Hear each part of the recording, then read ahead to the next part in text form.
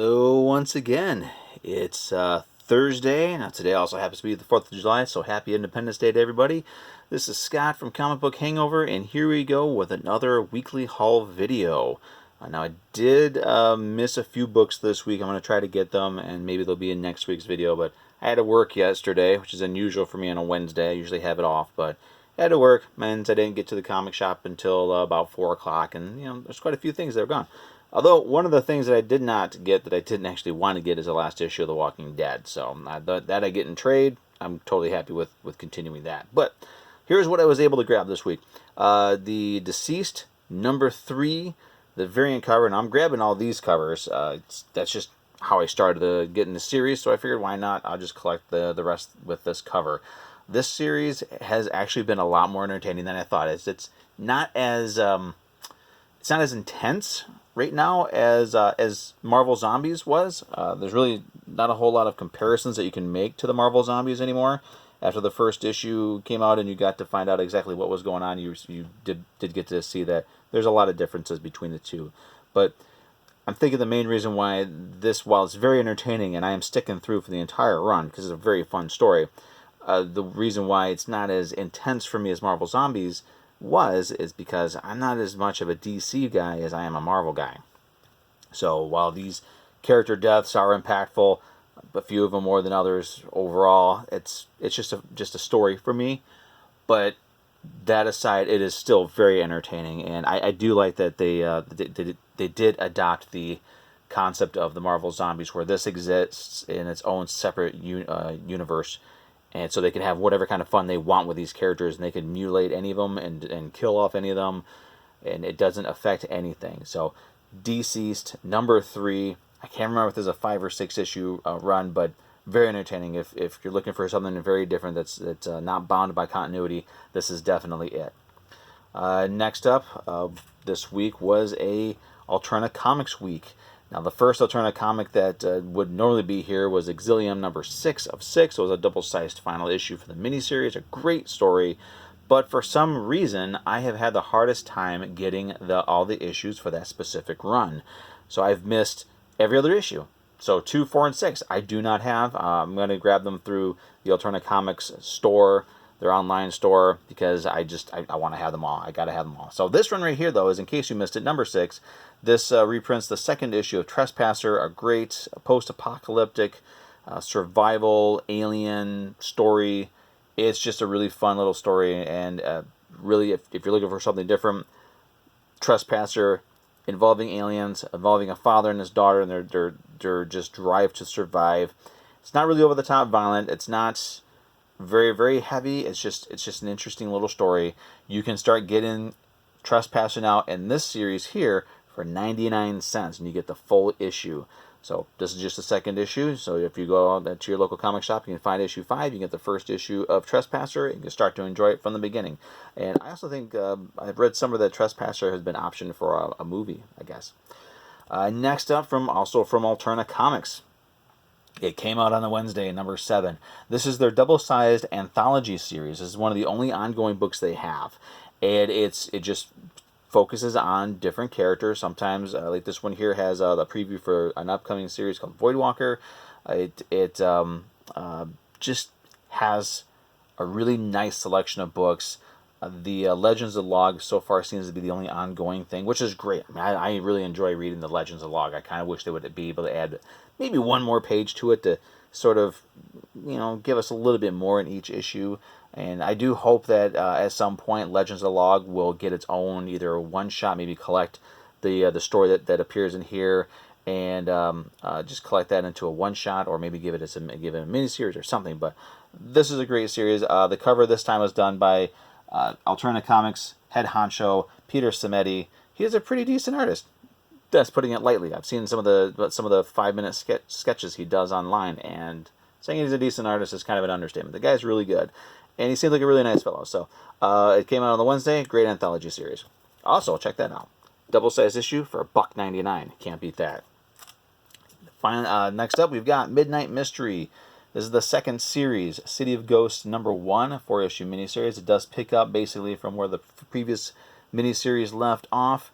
where we've got our main character here still searching for answers. He's still looking for a gal who had gone missing as part of a sort of like a secondary story in the first one. The A story from the first one involving a dead horror show host and his now possessed son. That still lingers in here. Then I'm very interested. I'm very interested to see where that one goes. But this is just as good as the first miniseries. I expect it to be just as good through your entire run. The other thing I think that would be kind of cool is if they could do some sort of like an EC homage cover for this series. I think it would be great. But Midnight Mystery City Ghost #1, great, and also only $1.50. Mighty Mascots, doing everything that Food Fight couldn't do, and that's be worth reading, be worth watching, be worth having around. So we've got Midnight Mighty Mascots features basically food mascots. So like in our world, if they were to use like real world characters, it'd be like Captain Crunch, the Trix Bunny, that sort of thing. So these characters here, they're fictional counterparts of them. They come to life through a 3D printing experiment, and you've got your good guy mascots and your bad guy mascots, and they're fighting, and it's a lot of fun. So I definitely recommend this one. It's only a 3-issue miniseries, also only for $1.50. So basically for $4.50, or for about 50 cents additional, 50 cents more than a standard Marvel comic, you can have an entire 3-issue miniseries from Alterna Comics. Next up, and I believe this is going to be the last Alterna book that I grabbed this week, Scrimshaw, Tears of the Sonoran Sea, issue 3 of 4. It's still just a really entertaining little sort of future post-apocalyptic pirate sci-fi action adventure series. I will say this: the art has vastly improved. It's really come together.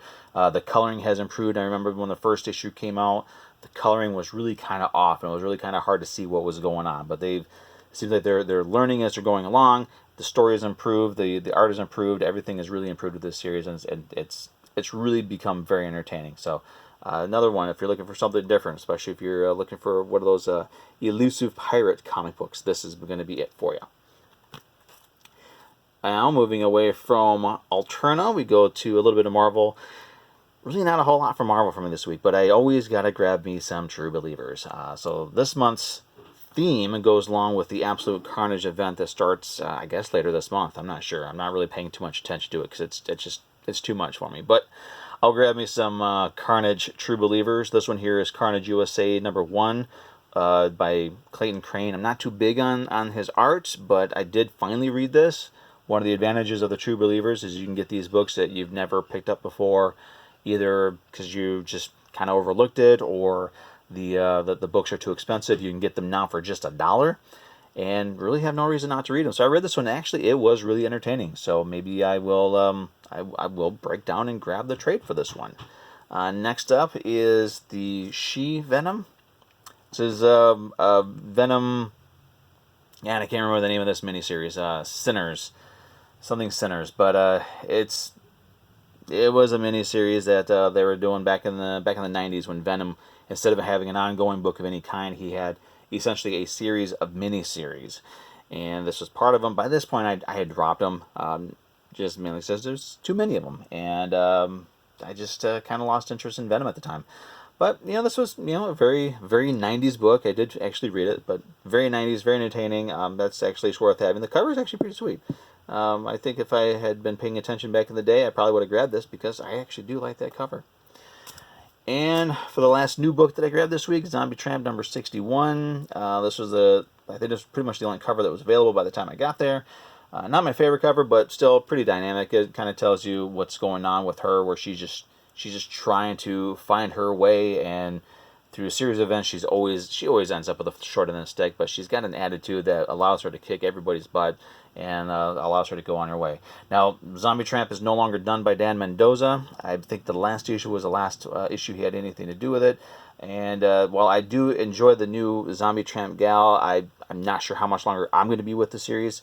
We'll see. I've got a few covers that I requested specifically in the next coming months. So we'll see how much longer I stick with this. I've already felt that Dollface, the one Action Lab books that I really did enjoy, has been all but canceled. We haven't had a new issue since October, so I pulled that from my list, and this is probably going to be following. So who knows? So now last month I did books with the number that were issue 44 for my 44th birthday. I haven't quite decided what sort of theme or what books I'm going to do for the month of July. I might just do randoms, I don't know. But to fill my wall this week, today, since it is the 4th of July, I figured I'd grab books that had something to do with Independence Day, a little bit of patriotism. So you can't talk about patriotism in this country and comic books without talking about Captain America. So here's issue 383 from his first run. I just remember just grabbed it. I just liked the cover, so I grabbed it, and it kind of became something more important after the events of September 11th, because you see him kind of standing in a protective stance over the Twin Towers. It's covered by Ron Lim with Jay Lee on the inks. I don't think I've actually ever read this book, but I just loved the cover, and it's issue 3. It's a special triple size 50th anniversary issue. Maybe I should check this out sometime. It's one of the few books in my collection that I haven't read. So next up to celebrate Independence Day is Independence Day #1. Back in the day when Marvel used to do, and DC and other publishers used to actually do adaptations of movies, Marvel did a 3-issue adaptation for Independence Day. This is the first issue. They also had a 0 issue that featured 2 covers. I have those, but this one had more iconic scenes, so I decided to use this one on my wall this week. So Independence Day #1, celebrating Independence Day. And finally, this one's a bit of a stretch, but I've been wanting to do something with this series for a while. This is Next Wave, Agents of Hate. This was one of the last really, truly entertaining and irreverent books that Marvel did. And then their tagline says, "Healing America by Beating People Up." It's a group of characters that may or may... I mean, they do exist in the main 616 timeline, but the really weird thing about this book is its existence as part of canon is based on the convenience of the stories. Sometimes they're treated as canon, sometimes they're not. It's very weird. But if you're looking for something really different, especially a humor book written by Warren Ellis, this is the series that you need to check out. It's got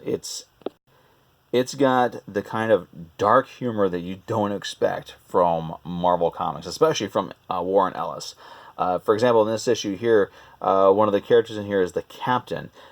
He's mainly referred to as the Captain, but his full name, like if you got Captain America, Captain Britain, his Captain, whatever the other word is such a vile word that it's always censored in the book. And in this issue here, he's explaining, I believe to Elsa Bloodstone, that he met Captain America once and told him his name, and Bloodstone's like, "You said that to Captain America? What happened?" And he says, he beat 12 shades out of me, dumped me in a dumpster with a bar of soap in my mouth. So he got his butt handed to him by Captain America. But it gets bigger, it gets better. There's even panda bears with sharp teeth that attack them, and a robot that likes to drink beer. That's not Bender, who hates people. So it's really interesting. If you're looking for something very unique, definitely check this out. So those are the books that I grabbed, and those are the books that I'm adding to the wall. So let's check it out. Let's check out the wall. And hey, before we get to the wall, it's a new month, so that means I get to change the posters that I have up on my wall. Now the Godzilla one is still up, but with Carnage being the big thing this month, I decided to put up a Carnage poster, and just for the heck of it, did Spider-Gwen. So there we go. And once we get to the wall, you'll see the new prints that I put up. Just kind of switch some stuff around. I like to do that, try to do that every month. So here we go. And here we go. So here is what the wall looks like this week. It's always weird putting those older books up there, but it's also kind of interesting. So and here are the prints that I switched things around. Again, there's a little bit of Carnage. That one I did get signed by Bags at a show that I went to a couple of years ago, and some other fun stuff up there. So here we go. I was gonna wrap this up. This is almost 15 minutes long. So real quick. As I always say, check out new stuff. You've got Alterna Comics. Alterna Comics has something for everybody. If you got books that price from 99 cents to $1.99, And all you got to do, if your local comic shop doesn't carry them, just ask them to, and they can get them for you. Check out Next Wave if you're looking for something irreverent and funny, and always look into those True Believers. They're a lot of fun, and they're only $1. How many times can you get a Marvel comic for $1 these days? But so we're gonna wrap this up. Have a great, happy, and safe Independence Day, everybody. Feel free to like, share, follow me, give me a comment down below. Let me know what you think. Let me know what you'd like me to, give me some constructive criticism. I don't care. Just give me some comments. We'll have a conversation. It's been a lot of fun. So we will see you guys next week.